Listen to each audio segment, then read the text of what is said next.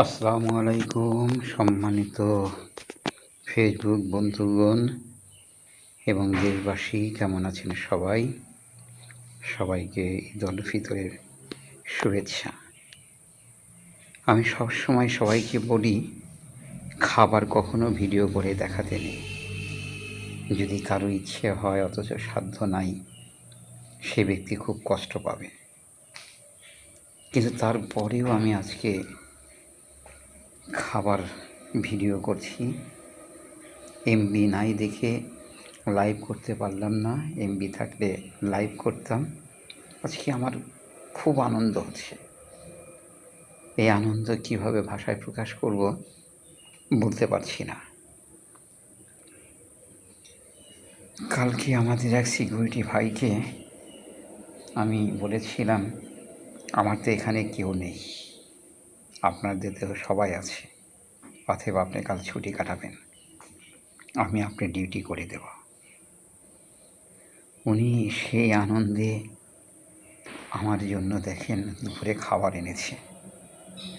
আসলেও ভালোবাসা দিলে ভালোবাসা পাওয়া যায়, এটা আমার চোখের সামনে আমি বাস্তব প্রমাণ দেখতে পাচ্ছি।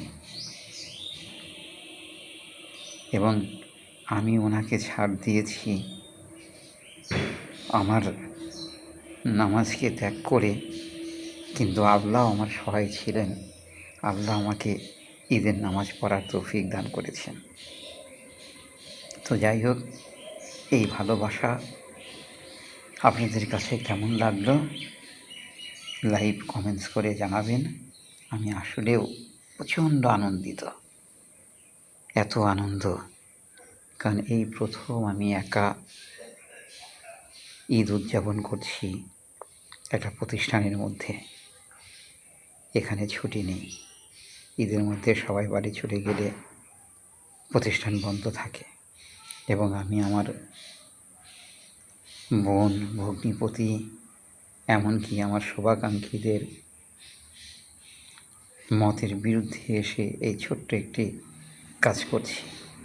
আমার খুবই ভালো লেগেছে যে ভালোবাসা দিলে ভালোবাসা পাওয়া যায়।